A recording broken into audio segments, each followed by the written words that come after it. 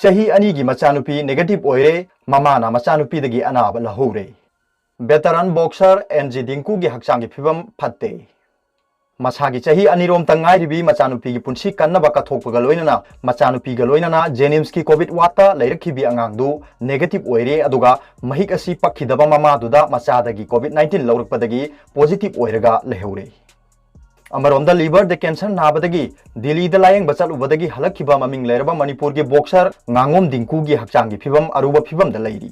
Adum oinamak mahak atien matam gi manungda laina laichat asidagi maning tamlagani haina RIMS ki medical superintendent professor C.I. Arun Kumar na pangmi singda hairi. Jenims ki director T.S. Bimoga hospital asida layeng duna lakhiba ngang ahum gi matangda pangmi singa wari sanabada mahak na haiki. Pok punumit kulhumdoi subada positive oirakpadagi hospital asida layeng lakhiba ngang adu mamaga loinana negative oibadagi mayumda halankre. Numit adumaktada chahi anigi machanupi amaga atopa chahi marigi nupi macha amagasu tamthiraba laina laichat asigi positive oiduna hospital asida layeng duna lakhi. Chahi anigi nupi macha aduga loinana Chennai da chatminaruba mama amadi mabok adudi test tawbuda negative oiraga angang aduna positive oikhibani. Mahakna makha tana haiki angang adu tha asigi anigi athengbada phangba test ki result da negative oire aduga mahik asi pakhidaba mama amadi mabok aduna angang adu dagi launaraga positive oiduna hospital asida layeng duna lairi. Angang adu senabinaba hospital da mi leitabadagi mahakna angang adugi damak ka thokpaga loinana ahing nungthil naidana loinaraga leiminarkhibani. Pawasina makha tana hai atopa chahi marigi nupi macha adusu tha asigi anigi athengbada mama ga loinana punna negative oiminakhre. Makhoi animak ngasi hospital asidagi mayumda halankre.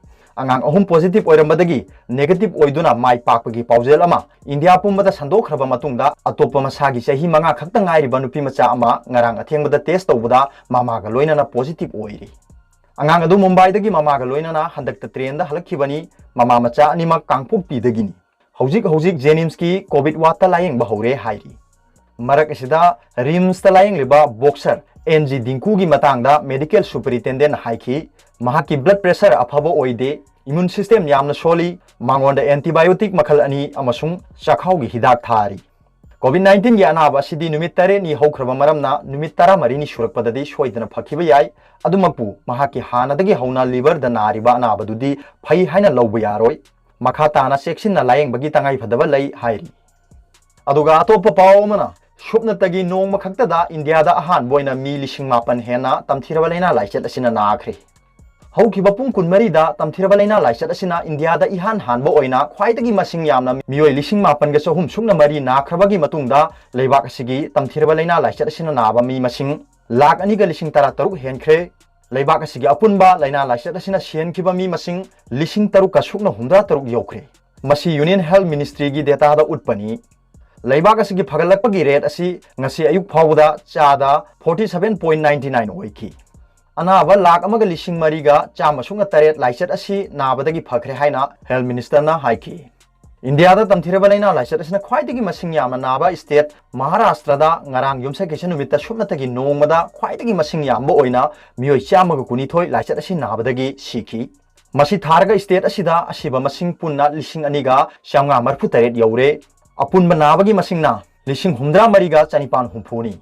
Ngarang mioi lishing aniga chamnga humphu narakhi masigi manungda Mumbai dagi lishing amaga chani humdra tarukni.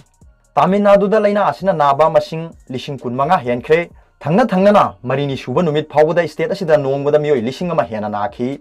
Tamthiraba laina laichat asina naba lishing kulhumdoi ga chatruk niphumanga leiriba leibak sigi konung Delhi na leibak sida anabagi masing khwaidagi yambada ahum subada leiri. Assam da shupnatagi nong makhakta da mioi shani ga humpumapan laina laichat asina narakhi. State asigi apunba anaba lishing amaga chanipan kuntha yaure. State asigi anaba singi chada maudra henbadi laina laichat asigi layong uttaba singni haina state government gi likun singna haiki.